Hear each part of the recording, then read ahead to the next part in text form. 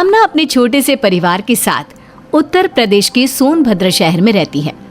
हाल ही में वो अपने बेटे श्लोक की शादी नंदिनी नाम की लड़की से करा देती है, मगर शादी के बाद अपने बेटे में आए बदलाव को वो स्वीकार नहीं कर पाती। बेटा श्लोक, आज तो ऑफिस से घर इतनी जल्दी कैसे आ गया? क्या करता माँ, नंदिनी जिद कर रही थी तो आना पड़ा।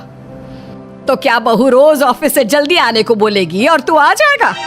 अब ऐसी बात नहीं है माँ, दरअसल वो चाहती है कि आज हम कहीं बाहर घूमने चले, तो बस इसीलिए मैं मना नहीं कर पाया और आ गया। श्लोक की ये बातें कामना को जरा भी रास नहीं आती और वो बिना कुछ बोले अपने कमरे में चली जाती हैं। माँ के इस व्यवहार को देखकर श्लोक भी सोच में पड़ जाता है। ये माँ को अचानक क्या हो गया है? श्लोक सोच ही रहा होता है, तभी वहां नंदिनी आ जाती है। श्लोक, आप आ गए ऑफिस से? अब तुमने इतने प्यार से बुलाया तो कैसे नहीं आता। तो श्लोक साहब, आज हम डिनर भी बाहर ही करेंगे। अरे लेकिन माँ को भी साथ ही ले चलते हैं ना, वो होंगी तो और भी ज्यादा मजा आएगा। श्लोक और नंदिनी कामना के कमरे में जाते हैं। माँ आप तैयार हो जाइए, हम सब आज बाहर घूमने चल रहे हैं। क्या सच में तुम लोग मुझे भी अपने साथ लेकर चल रहे हो? तो और क्या, हम लोग आपके बिना कहीं जा सकते हैं भला? चलिए ना मम्मी जी, अब फटाफट से तैयार हो जाइए आप। कामना झट से तैयार होकर श्लोक और नंदिनी के साथ चल देती है। तीनों मार्केट के लिए निकल पड़ते हैं, जहां रास्ते में नंदिनी श्लोक का हाथ पकड़ते हुए चलती है। अपने बेटे और बहू को इस तरह साथ चलता देख कामना उन्हें टोकती है।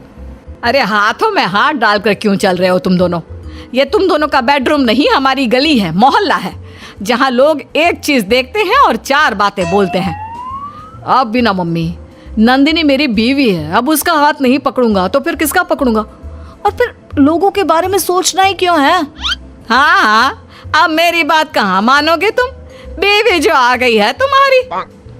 नहीं माँ जी, आप गलत समझ रहे हो। अरे रहने दे बेटा, जिस उम्र में तुम लोग हो ना, उस उम्र से मैं भी निकल चुकी हूँ, लेकिन मैंने तो कभी कोई ऐसी हरकत नहीं की। कामना की बातों से दोनों का दिल दुख जाता है और पूरे रास्ते वो दोनों एक दूसरे से दूरी बनाकर चलते हैं। अगले दिन, नंदिनी खाना बना के नहीं, बहुत भूख लग रही है। वैसे भी लाई 2 मिनट में। अरे जल्दी कर बहू, मेरे बेटे को ऑफिस के लिए लेट भी हो रहा है। कामना आगे कुछ बोलती इससे पहले ही नंदिनी सभी के लिए खाना ले आती है। सॉरी, आज तुम्हें ऑफिस के लिए देर हो गई। वो क्या है ना, मैं आज तुम्हारे पसंद की पाव भाजी बना रही थी। आज से पहले मैंने कभी बनाई नहीं ना, इसलिए थोड़ा टाइम लग गया। एक पाव भाजी बनाने में तूने इतने घंटे लगा दिए। अरे मुझसे बोल दिया होता, मैं बना देती अपने बच्चे के लिए पाव भाजी। वैसे भी ना श्लोक को सिर्फ मेरे हाथ की पाव भाजी ही पसंद है, किसी और की पाव भाजी की तरफ तो वो देखता तक नहीं। कामना की इन बातों से एक बार फिर नंदिनी निराश हो जाती है। तभी नंदिनी को दुखी देख श्लोक कहता है, माँ आप ये क्या बोले जा रही हैं? नंदिनी प्लीज जल्दी से खाना दे दो, फिर मुझे ऑफिस के लिए भी तो निकलना है। नंदिनी श्लोक और अपनी सास के लिए खाना लगाती है। नंदिनी तुम्हारे हाथों में तो सचमुच जादू है, मैंने आज से पहले कभी इतनी स्वादिष्ट पाव भाजी नहीं खाई है ना माँ?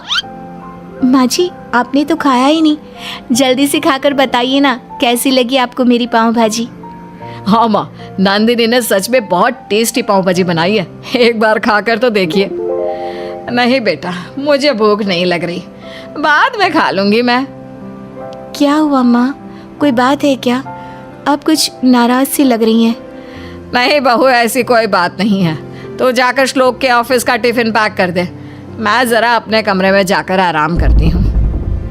नंदिनी को अपनी सास की बातों में हल्का सा रूठापन नजर आता है, लेकिन वो अपनी सास में आए इस बदलाव का कारण नहीं समझ पाती।